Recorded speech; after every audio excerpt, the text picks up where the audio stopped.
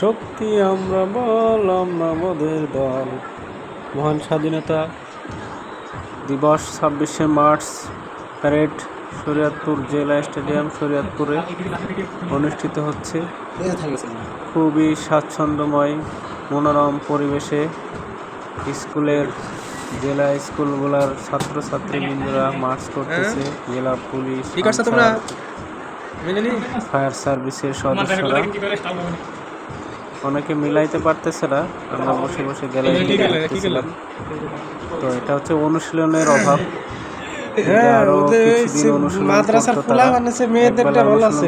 সেই আজকে final parade. আবার এই যে বোরকা পরা পিছনে স্কুলেরটা ভালো, ওরা মিল আছে না। এদের জন্য আমার একটা আবেদন থাকবে, জেলার মেয়েরাও ব্যান্ড ধরছে, কিন্তু ছেলেরা কি প্যারেড করতে হয়, কারণ অনলাইনের যুগে নেটে মানুষ দেখে, খারাপ হইলে তখন জেলার বদনাম হয়।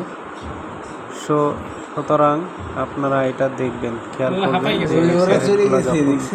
অনুষ্ঠিত হবে তার কমপক্ষে 1 সপ্তাহ বা 2 সপ্তাহ আগে থেকে যেন অনুশীলন করানো হয়, তাহলে ফাইনালি ভালো হবে। দেখেন এই মেয়েদের কি একটা অবস্থা, তারা ব্যান্ডও ধরতে পারতেছে না, পায়ের মিলও নাই, কোনো রকম হাইটে চলে যাইতেছে। এটা দেখতেও খারাপ লাগে, যে জেলার বদনাম হবে এতে।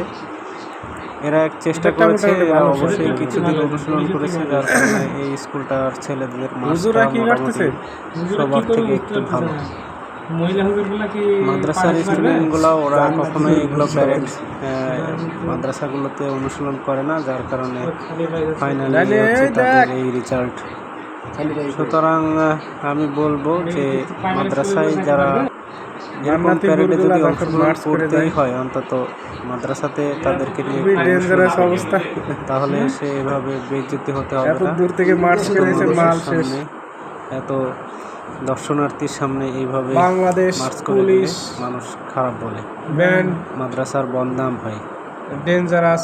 সর্বশেষ ব্যান্ড পার্টি খুবই দারুণ, তো খারাপ না।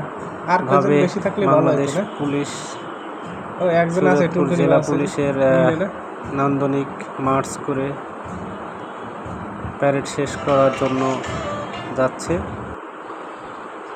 প্যারেড শেষে আনুষ্ঠানিক কিছু স্কুল অনুষ্ঠান, সাংস্কৃতিক অনুষ্ঠানে অংশগ্রহণ করেছে, তারই একটা নৃত্য চলতেছে। বাচ্চারা খুবই দারুণ নৃত্য পরিবেশনা করেছে। সব মিলায় একটা মনোমুগ্ধকর পরিবেশ ছিল। আপনাদের কেমন লাগলো জানাবেন।